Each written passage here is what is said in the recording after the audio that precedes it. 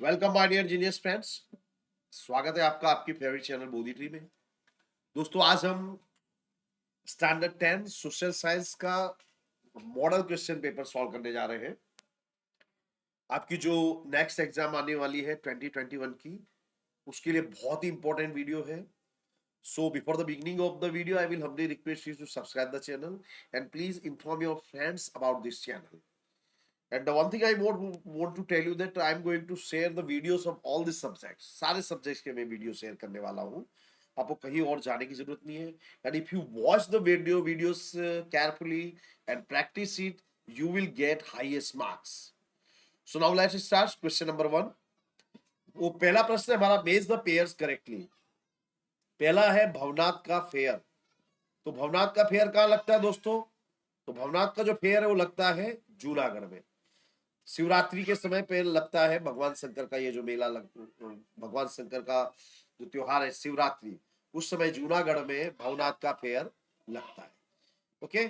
Second is Gangotri of music. तो Gangotri of music किसे कहते हैं? सामवेद को। सामवेद जो है उसके अंदर जो ऋग्वेद की जो ऋचाएं हैं उनको किस तरह से गाना है उसका मेथड बताया गया है। Therefore Samaveda is known as the Gangotri of music. Ajanta की केव कहाँ है? तो they are in Aurangabad. Maharashtra में औरंगाबाद है, वहां पर अजंता की केव से। ब्लैक सॉइल को क्या कहते हैं? रेगूर, याद रखिएगा। नेक्स्ट है लो human development.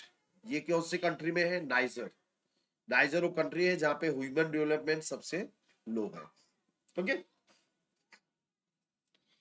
Now next question है, state whether the following statements are true और false.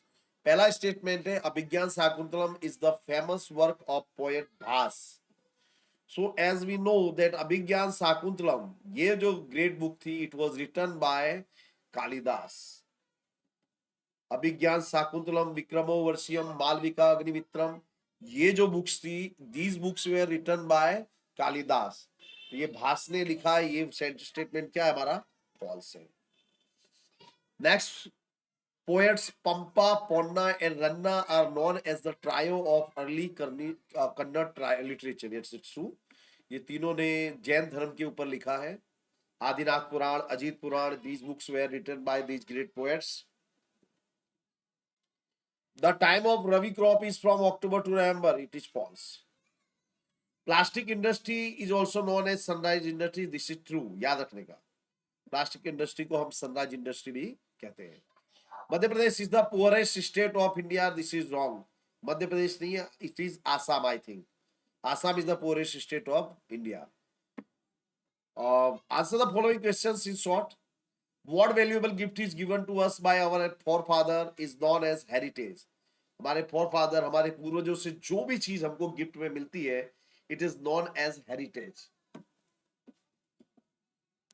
Who compose Geet Govind? Jaydev.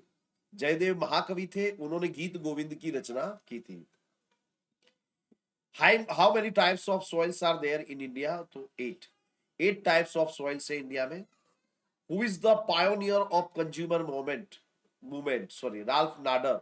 याद रखना, it is very important. Fill in the blank से a Chinese traveler took with him 657 handwritten books from Nalanda University. It was Huan Sang. When सांग Nalanda university में आए थे। उन्होंने बौद्ध लिटरेचर को स्टडी किया और अपने साथ इतनी बुक्स को अपने साथ चाइना ले गए थे। भास्कराचार्य रोट लीलावती गणित इन 1150। ओके, भास्कराचार्य याद रखना। The sun temple of Konark has been built with black stone, so it is also known as black pagoda. तो कोणार्क का जो सन टेम्पल है वो ब्लैक ग्रेनाइट से बनाया गया था, इसलिए इसको बोलते हैं ब्लैक पेगोडा। पेगोडा का मतलब होता है temple. For women security 181 Abhayam women helpline has been started in Gujarat for helping women to get guidance for them just by making a call. ये जो नंबर याद रखना, इसको कहते हैं अभियम। कोई वुमन है, उसको कोई तकलीफ है, तो she can call on this number and she will get immediate help. Abhayam याद रखिए, ये भी याद रखिएगा।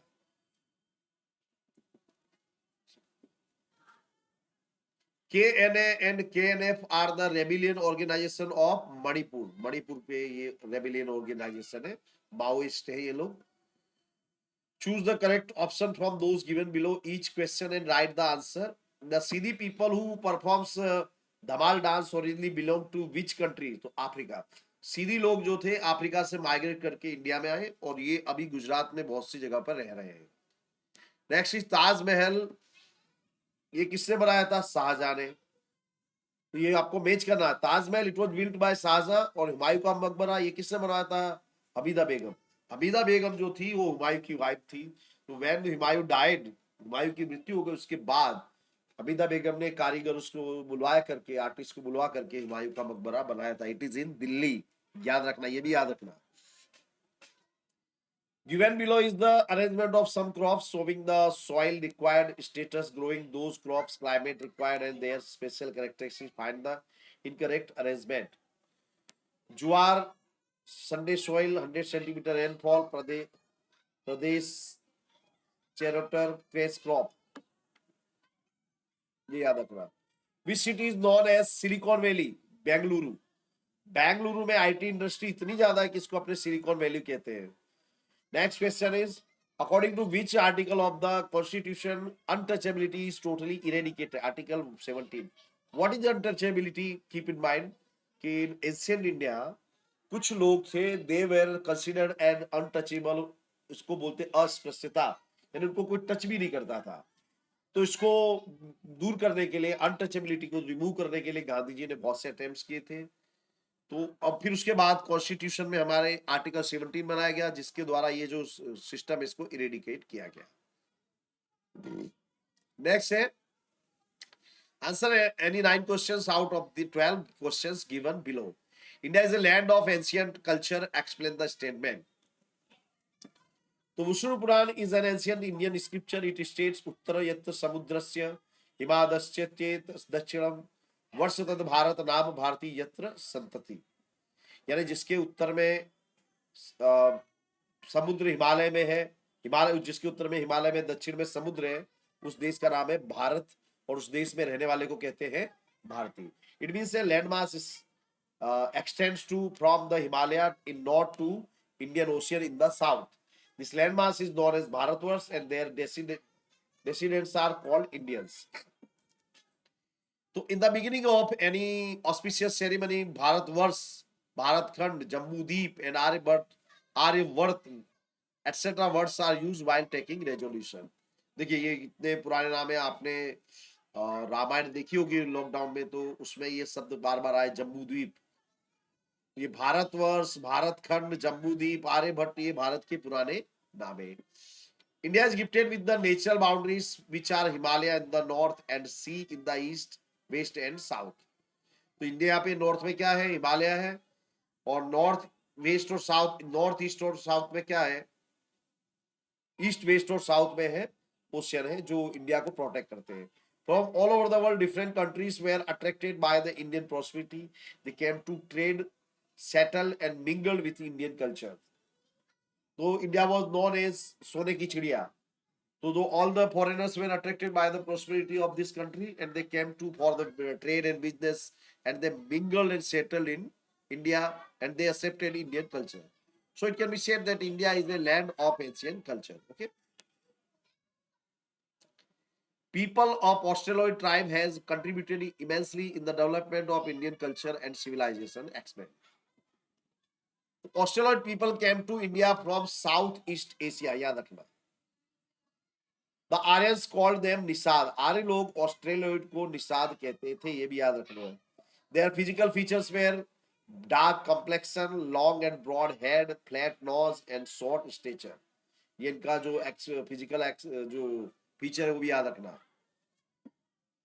The Kol, Munda, the Khasi tribals in Assam, as well as the tribals in Nicobar and Myanmar have similarities to the Australoids. Assam में कोल, मुंडा और खासी, ये 3 ट्राइब्स हैं, ये रहते हैं। ये इनकी जो फीचर्स है एकदम बिल्कुल ऑस्ट्रेलोइड जैसे। फिर इसके अलावा म्यांमार, निकोबार में भी इसी तरह के ट्राइब्स की जो फीचर्स है वो देखने को मिलते हैं। They had great religious beliefs. In this way, they contributed immensely in the development of India, culture and civilization. उनको बहुत से आर्ट्स आते, जैसे कॉटन के क्लोथ्स बना सकते थे, वो भी उनको आर्ट मालूम था। Provide information on ancient Gujarati literature as a literary heritage of India. So in ancient time, verses were composed in earlier from Gujarati language. Gradually, Gujarati language developed and literary works were composed. The heritage of Gujarati literature was made prosperous by Narsi Mehta, Mirabai, Dayaram, Akho, Premanand, Pritam, Ganga Sati, and others who composed beautiful verses, songs, garbi, narrative poems, and chappas. Okay, ये जो थे इन्होंने अपने Gujarati literature को rich बनाया। How many Vedas are there in India and which are they? तो in Asian in literature there are were 4 Vedas, Rigveda, Samaveda, Yajurveda and Atharvaveda. Rigveda ये oldest scripture of the world है। Samaveda is known as the Gangotri of music. Yajurveda इसमें यज्ञ करने का method बताया जाता था। The most ancient book of Indian literature is Rigved. It consists of 1028 verses. Verses जिसे हम कहते हैं ऋचा, 1028 ऋचाएं हैं ऋग्वेद में। Keep in mind, Samved was composed to focus on recitation of the verses in Rigveda. Rigveda में जो ऋचाएं होती हैं उनको कैसे गाना है, ये सामवेद में बताया गया था। These verses are sung with rag and rhythm. It is known as the Gangotri of music, as हम लोग ये आगे देख चुके, याद रखना। अगेन एंड अगेन एक एक चीज रिपीट हो रही है, so you will never forget it. Yajurveda is called as the Vedas of yajna. यज्ञ सबसे बना यजुर्वेद, इसमें यज्ञ करने का मेथड बनाया जाता है। It is compose in both the forms prose and verse. Yajurveda prose और वर्स दोनों में है। This describes the hymns recited at the time of yajna, and it also describes religious rites and rituals practiced during यज्ञ। यज्ञ में क्या क्या rituals करने, उस सब चीजों का वर्णन किसमें है? यजुर्वेद में है। Atharvaveda describes various rituals and संस्कार।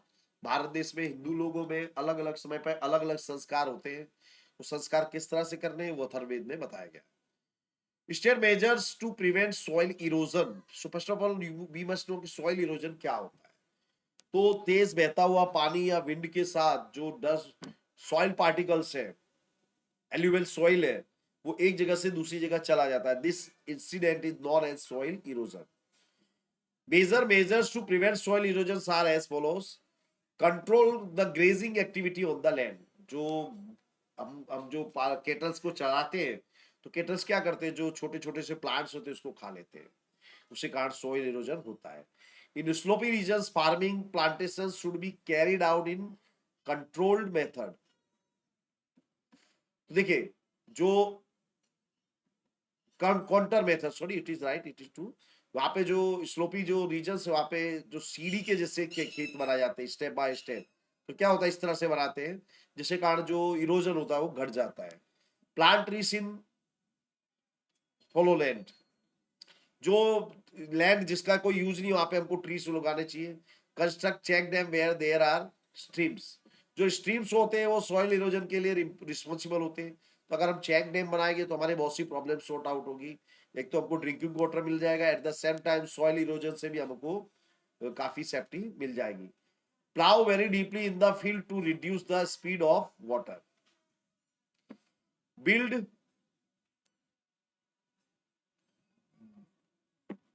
around the farms to prevent boundaries around the farms to prevent seed erosion and plant trees। आपको अलग से ज्यादा ट्री उगाने चाहिए। Write a short note on tiger project. So देखिए, हमारे देश में बहुत सारे टाइगर्स थे, लेकिन अंग्रेज ब्रिटिशर्स और जो राजा थे उन्होंने हंटिंग के लिए, शिकार के कर चलते बहुत से टाइगर्स को मार दिया। तो गवर्नमेंट ऑफ इंडिया ने टाइगर प्रोजेक्ट बनाया to save the tiger, tiger बचाओ। A big danger was created about the existence of India's national animal tiger. India का नेशनल एनिमल है tiger. Due to the unrestricted and illegal hunting of tigers with a view to save the tiger, the government of India started the Tiger project in 1971? ये कब start हुआ याद रखना, इन 1971। जब आप exam में आंसर लिख रहे हो तो ऐसी जो इंपॉर्टेंट चीज है उसको अंडरलाइन कर देने का या बॉक्स बनाओ तो भी चलेगा, you will get perfect marks. According to these projects, a series of steps have been taken at national level to protect the natural habitats of the tigers and to maintain balance of the ecosystem। उसमें क्या किया गया है कि जो उनके जो habitats है उसको हमने बचाया है जिस ताकि बैलेंस बना रहे इकोसिस्टम में। Currently there are about 44 regions where this project is implemented। Next question is, how many types of forests are classified on the basis of administration? So according to the administrative purposes, the forests are classified into three categories: reserve forests, protected forests, and unclassified forests। Reserve forest क्या होते हैं? Those forest which are reserve for getting timber और forest products on permanent basis are called reserve forest. ये reserve forest इसका उद्देश्य होता है timber या जो फॉरेस्ट की प्रोडक्ट है उसको परमानेंटली हमको लेने का हमारा व्यवस्था होती है। This forest are under the direct control of the government. इसकी ऑनर होती है government. They occupy about 54.4% of the total area under the forest of India. 54.4 याद रखना। Protected forest, local people are permitted to collect firewood for cultivation and for grazing the cattle without causing any harm to the trees। ये जो protected forest होते हैं यहाँ पे local public है उसको परमिट होती है, एक अमुक रूल्स के अंतर्गत ये लोग कल्टीवेशन कर सकते हैं, फायरवुड कलेक्ट कर सकते हैं, लेकिन इनको ट्रीज को हार्म नहीं पहुंचाना होता है। फायरवुड आप कौन सा लोगे? जो ऑलरेडी जैसे नेचुरली कोई पेड़ की डाली टूट गई है या सूख गया है तो यू कैन यूज इट, लेकिन आपको पेड़ नहीं काट सकते। These forests are maintained by the government।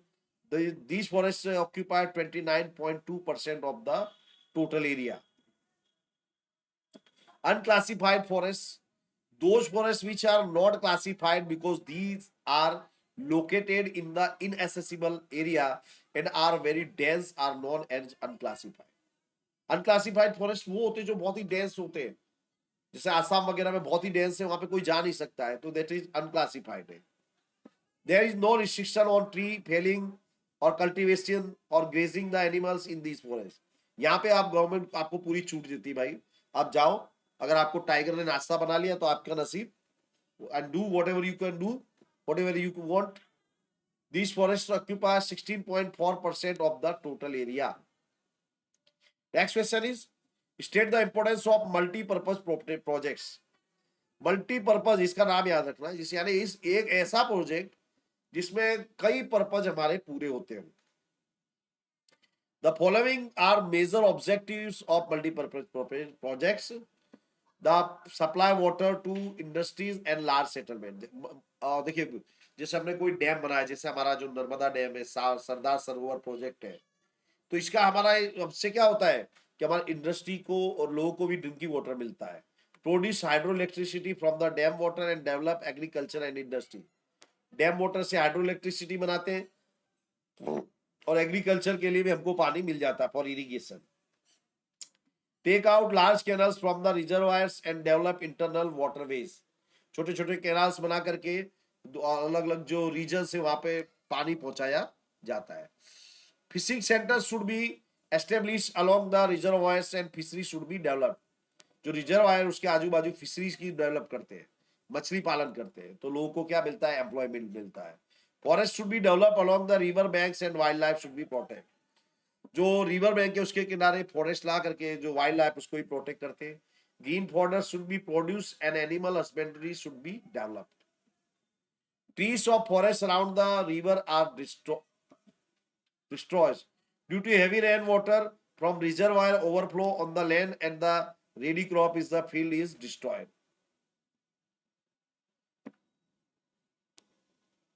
Nowadays jute industry is facing many problems on what basis it is sale। jute industry आप जानते होंगे, जूट के पहले क्या होता था कि गेहूं हमारा जो ग्रेन होता है उसको भरने के लिए बोरी बनाते थे, sac.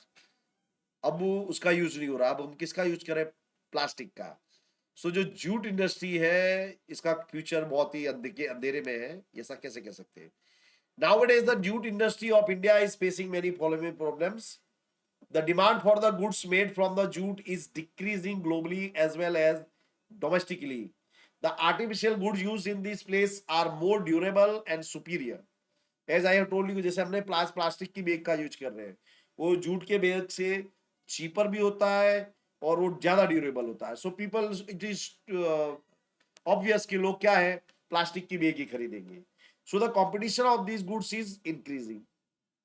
On other side, the cost of production of jute and the goods made out of it is increasing. और दूसरी ओर जो उसकी जो जूट है, इसको खेतों में उगाया जाता है, इसको कोई हम केमिकल से नहीं बनाते हैं.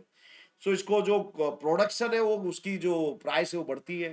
तो उस प्रोडक्शन की प्राइस बढ़ने के कारण क्या होता है कि जिससे जो आर्टिकल्स बढ़ते हैं उसकी भी प्राइस बढ़ेगी, जिसके कारण उसको बहुत से प्रॉब्लम फेस करने पड़ते हैं. State the remedies to prevent environmental degradation. The remedies to prevent environmental degradations are as following: proper industrial planning and quality of equipment. Pollution can be decreased by locating the polluted industrial units away from the residential area at a proper place by installing good machines and equipments and by good administration. तो जो भी industry है जिसके कारण हमारे pollution होता है उसको आउट ऑफ द सिटी उनको एस्टेब्लिश करना चाहिए, अच्छी मशीन्स का यूज करना चाहिए और एडमिनिस्ट्रेशन अच्छा होना चाहिए. Proper selection of fuel. Air pollution can B, ये देखिए आप हेडलाइन को अंडरलाइन करना, इसी तरह से आपको लिखना है. Air pollution can be reduce by selecting A proper fuel and it's proper assess. For example, smoke can be averted by using mineral oil in place of coal. अब जैसे कॉल के बदले आप जब मिनरल ऑयल का उपयोग करते हो तो क्या होता है, जो पोल्यूशन है कम हो जाता है, स्मोक बहुत कम बाहर आता है. जैसे सीएनजी गैस का उपयोग करते हैं अभी व्हीकल्स में हम लोग कर रहे हैं, तो उसके कारण क्या हो रहा है, पोल्यूशन कम हो रहा है. Water pollution can be prevented by refining the industrial effluents before these are release into the river. जो इंडस्ट्री में जो हम वाटर का यूज करते हैं इट इज पोल्यूटेड, तो उसको हम जब बाहर किसी नदी में या कहीं पे भी हम उसको रिलीज करते हैं उसके पहले हम उसको क्या करना चाहिए, हमको उसको प्योरीफाई करना चाहिए.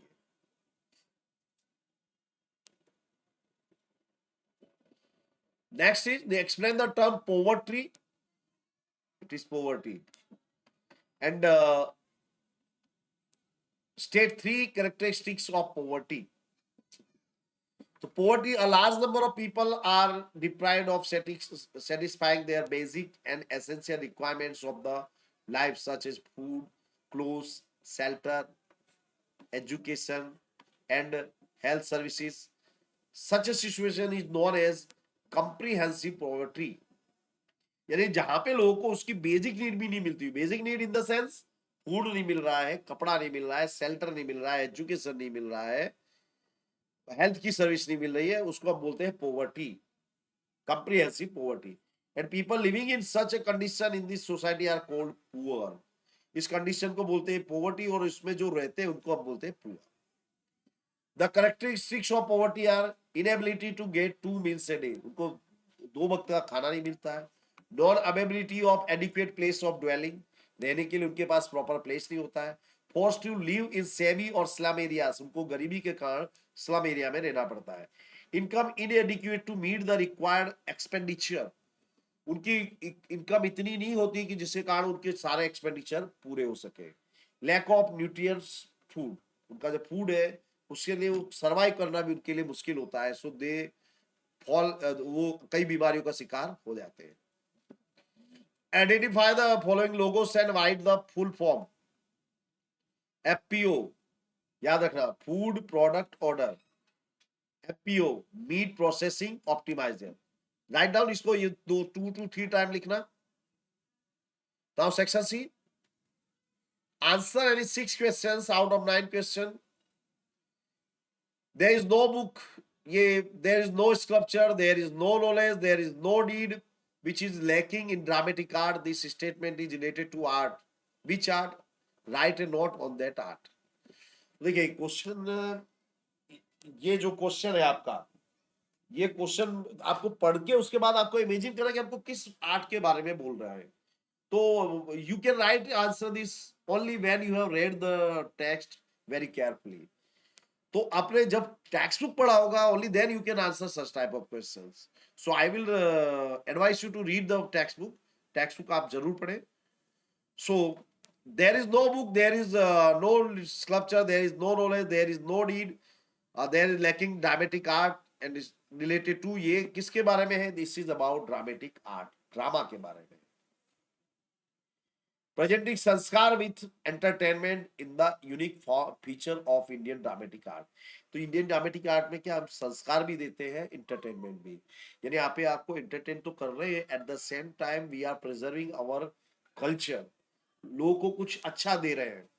नॉट अभी अभी के जो मीडिया है उसके ऐसा नहीं कि जो हमारी कल्चर उसको र्यून कर दे. An anchor who conducts the drama and a pair of clowns entertain the audience. इसमें एक एंकर होता है और क्लाउन्स होते हैं जो ऑडियंस को एंटरटेन करते हैं. नाट्य शास्त्र by Bharat Muni is well known as the field of art. Natya Shastra it was written by Bharat Muni. Keep in mind ये मेन जो बुक है ड्रामा के ऊपर बेस्ड है. In dramatic art, people are entertained and educated through playwright and performance of drama on the stage. यहाँ पे लोगों को entertain भी किया जाता है, educate भी किया जाता है. Drama is a combination of three things, namely audio, visual and acting. यहाँ पे वो आप ड्रामा क्या करते हो, देख सकते हो, सुन सकते हो, एक्टिंग का आप आनंद ले सकते हो. And it has capacity to entertain people of all age groups. The first drama of Bharat Muni was देवासुर संग्राम. ये फर्स्ट ड्रामा लिखा था भरत मुनि ने जिसमें देव और दानवों के युद्ध के बारे में बनाया गया है. Bhasa the poet of poets has bequeathed us dramas like Karnabhara, Urubhangam, Dutavakyam. तो जो कर्णभार है, ये कर्णभार, उरुभंग, दूतवाक्यम, ये तीन ड्रामा से they are based on Mahabharata. Keep in mind. And किसने लिखे थे? भास ने. देखो friends, let me tell you one thing कि जैसे आप ये क्वेश्चन पढ़ रहे हो तो ये क्वेश्चन आप जो भी इंफॉर्मेशन गेदर कर रहे हो खाली उस क्वेश्चन के लिए नहीं है. You have to, it can be asked in any form. ये कभी भी आपके लिए यूजफुल हो सकता है.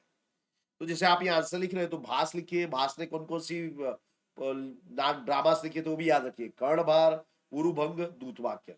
Okay. Kalidas is the foremost poet and he has gifted plays like Abhigyan Sakuntalam, Vikramo Ursyam, Malvika Agnimitram. Next question is, write a short note on Khajuraho temples. Khajuraho temple, the temples are situated at a village Khajuraho in Chhatarpur districts in Madhya Pradesh. ये जो चीजें हैं ये आपको खास याद रखना है and you have to underline them. Khajuraho was the ancient capital city of the Chandel Rajputs of Bundelkhand. तो चंदेल राजपूत राजा थे जिनका बुंदेलखंड में शासन था. उनकी कैपिटल थी Khajuraho.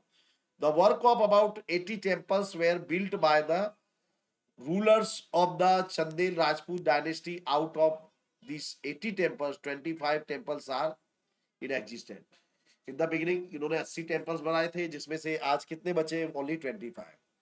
These temples here constructed in Nagar style of sculpture. ये याद रखना कौन सा स्टाइल था? नागर style.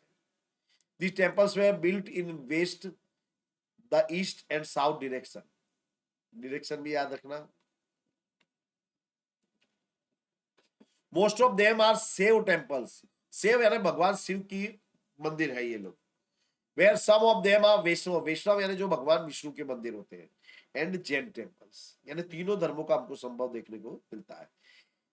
They all have a similar type of architecture and sculpture. All of the temples were constructed with granite stone. ये याद रखना, granite stone. The Chaushad Yogini's temple is the main temple. याद रखना. चौसठ योगिनी का temple, Parshvanath temple, Lakshman मंदिर, दूल्हा देव मंदिर, these are the famous temples of Khajuraho. Architecture, sculpture and vastu temples spellbound the visitor. दुनिया भर से लोग यहाँ पे आते हैं इस टेम्पल्स को देखने के लिए. Next is, make a list of the places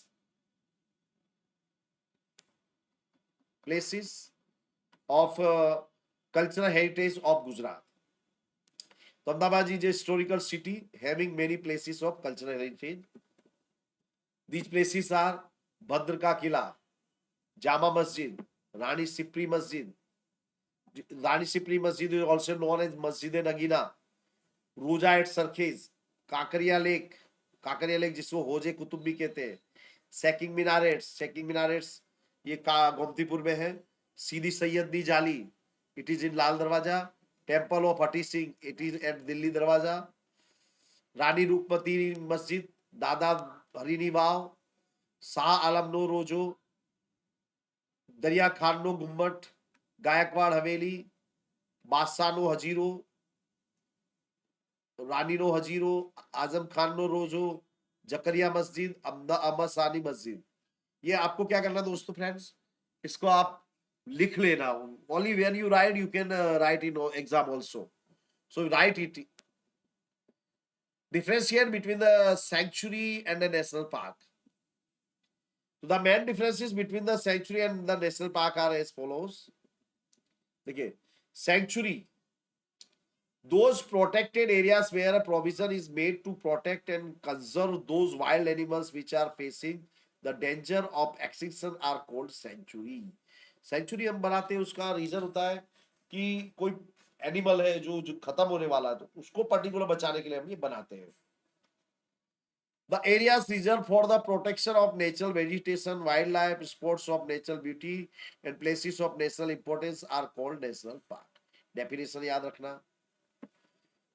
Sanctuary, the state government can establish a sanctuary for the protection of any special subspecies. Or national park, it is established through the coordination of state and central government.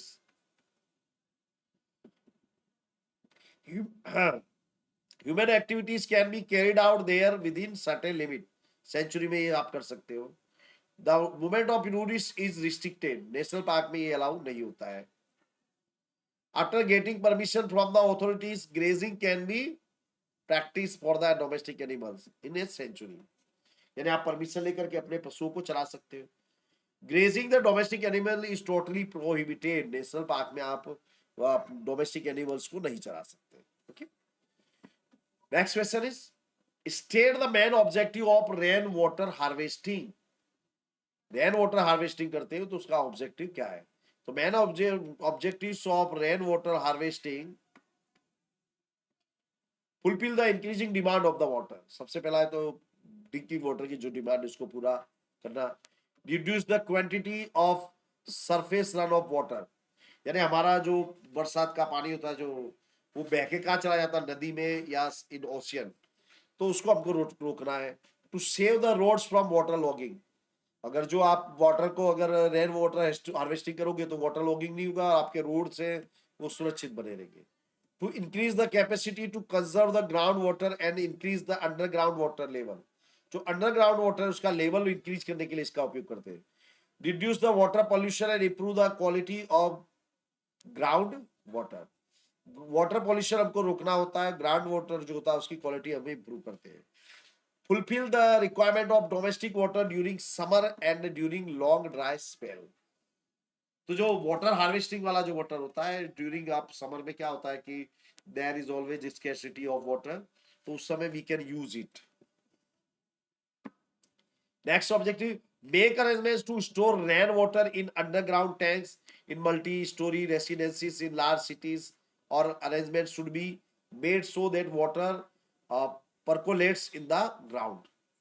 Kutch, ये जो कच्छ था, कच्छ में ये देखने को मिलता था, वहां पे पानी बरसात कम होती थी तो वो लोग रेन वाटर हार्वेस्टिंग का यूज करते थे, और वो जो वाटर था उसको थ्रू आउट द ईयर वो यूज करते थे. There are less expensive or special method for rainwater harvesting. It includes to prepare deep pits, deep drain around the farms, construct smaller weirs on small rivers. ये सब याद रखना है आपको. Write the regions of poverty. Poverty का reason क्या है? The reason for the poverty, emergence of the poverty in India are as follows: irregular rainfall and inadequate irrigation. देखिए हमारे देश में नियर अबाउट 60% अभी भी एग्रीकल्चर के ऊपर डिपेंड है. एंड एग्रीकल्चर के लिए सबसे इंपॉर्टेंट चीज होती है इरिगेशन। एंड जो हमारे देश में इरिगेशन सफिशिएंट नहीं है, so the farmers have to depend on rain water, and as we know that rain is many times not sufficient. तो इरिगेशन नहीं हो पाता है, so therefore the farmers are poor. Lack of alternative employment apart from farming in the rural areas. Rural area में क्या होता है, जैसे सपोज कि किसान खेती कर रहा है, तो उसको अब उसने जमीन जोत दी है, उसने सीड्स उसमें जमीन में डाल दिए, उसके बाद फसल तैयार हो गई है, तो mean while 3 months near about उसके पास कोई काम नहीं होता। तो ये जो 3 मंथ्स थे वो अनएम्प्लॉयड रहता है। तो अगर ऐसी कुछ व्यवस्था हो कि 3 मंथ्स के दौरान, ड्यूरिंग दीज 3 मंथ्स उसको हम कोई काम दे सके, तो पोवर्टी है वो कम हो जाएगी। Lack of knowledge, education, skill and training regarding alternative employment in rural areas. Rural area में क्या है, जो लोग रहते हैं उनके पास कोई परफेक्ट पर्टिकुलर स्किल नहीं है, दे आर नॉट ट्रेन कि कोई पर्टिकुलर काम कर सके, therefore they are poor due to ignoring necessities and economics welfare of the poorest section of the society during formation of economic policies. जो हमारी economic policies बनी उसमें जो पुअर पुअर सेक्शन था उसको ध्यान में नहीं रखा गया, so the poor get poorer. Production of cash crops was encouraged, so the production of food crops was reduced. This resulted in the scarcity of food grains and pulses and price rise, because of which people could not get meals twice a day. तो first of all you must understand what is the meaning of cash crop. Cash crop यानी वो खेत फसल होती है जिसको आप market में बेच के बहुत सारा पैसा कमा रहे थे, वो भी हार्ड एंड फास्ट, उसकी बहुत डिमांड होती है। फॉर एग्जाम्पल शुगर केन है, टोबैको है, ओके, मिंट है, कॉटन है, इसकी मार्केट में डिमांड होती है। तो लोगों ने क्या किया कि ज्यादा कैश लेने के लिए जो बीट है, जो दूसरे ग्रेन्स है, पल्स है, उसकी खेती कम कर दी। तो रीजन क्या हुआ कि प्रोडक्शन कम हुआ, तो उनकी प्राइस क्या हो गई, बढ़ गई, जिसके कारण लोग इतने गरीब हो गए कुछ लोग कि वो अपना 2 वक्त खाना भी नहीं खरीद सके। Due to change in technology, traditional business and cottage industry etcetera broke down and unemployment increase. अब देखिए ट्रेड टेक्नोलॉजी में चेंज तो आएगा ही। पहले जहाँ कपड़ा बनाने के लिए जो बहुत मैन फोर्स की जरूरत होती थी, उसके बदले लेटेस्ट टेक्नोलॉजी आ गई है। तो लेटेस्ट टेक्नोलॉजी आने से क्या हुआ कि जो पुरानी टेक्नोलॉजी थी इट बिकम आउटडेटेड, और लेटेस्ट मशीन जो है उसमें कम लोग को जरूरत पड़ती है नौकरी करने के लिए। तो जो लोग बाकी के जो लोग हैं वो अनएम्प्लॉयड हो जाते हैं। Death rate decrease, average life span increase, population increase, supply of labour increase in comparison to demand of the labour, so the unemployment increase, unemployment gave birth to poverty. अब ये बहुत पूरा समझिए, क्रोनोलॉजी समझिए। देखिए पहले क्या होता, डेथ रेट होता था, जैसे हम लोग सुनते कि कोई व्यक्ति, उसके 8 भाई बहन थे और उसमें से 5 मर गए, कितने बचे एट द एंड, ओनली 3। ये सिचुएशन थी। आज क्या है, आज किसी के 2 बच्चे होते हैं तो rare of the rarest case में कोई बच्चे की डेथ होती है। हमने डेथ रेट घटा दिया है, लाइफ स्पान भी लोगों का बढ़ गया है। आज हमारे देश में एक्सपेक्टेड एज है नियर अबाउट 67 ईयर्स, और एक समय था जब हमारा देश आजाद हुआ, इस समय उस समय 38 ईयर्स एक्सपेक्टेड एज थी। अब मिड टू से अप्रोक्सीमेटली डबल के आसपास हम लोगों ने हमारा एक्सपेक्टेड एज बढ़ा दिया है। तो डेथ रेट कम हुआ है, लाइफ स्पान बढ़ा है, और जो लेबर है उसकी सप्लाई ज्यादा है डिमांड की कंपैरिजन में। तो सप्लाई ज्यादा होगी, डिमांड कम होगी, तो क्या होगा, अनएम्प्लॉयमेंट होता है, और अनएम्प्लॉयमेंट होगा तो क्या होगा, poverty. Next question is write a note on world labour market. तो वर्ल्ड लेबर मार्केट का मतलब क्या होता है, exchange of labour takes place among nations of the world, it is called world labour market.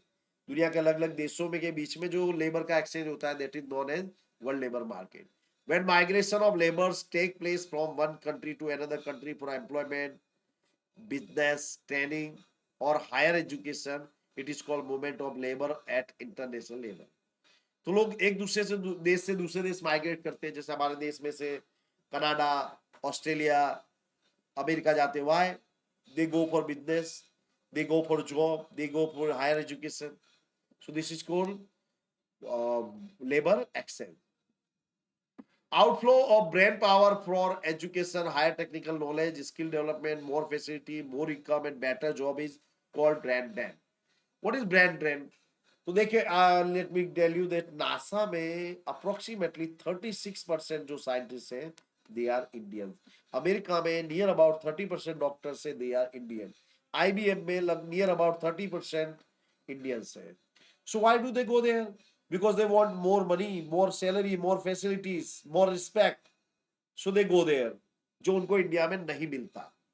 And this situation is called brain drain. India's firms send their employees to foreign countries to obtain required qualification, knowledge, and skills so that may survive the competition. This is a part of international migration. अब जैसे मान लो मैं कोई company चला रहा हूँ, तो मुझे जो लेटेस्ट टेक्नोलॉजी का अगर नॉलेज चाहिए, तो I will send my employees to the foreign countries कि वो स्किल को सीख के आए. तो इसको बोलते हैं हम international migration. Next question is answer the questions on the basis of the tabular column given below. आपको tabular column स्टडी करना है और उसके आधार पे आपको question you have to write the questions. You study the table carefully. Which country secured the first position according to Human Development Index? Norway. Norway has the highest Human Development Index, so it is ranks first among the countries. India is included in which group of countries according to Human Development Index? India is included in the category of medium human development. India medium human development में आता है.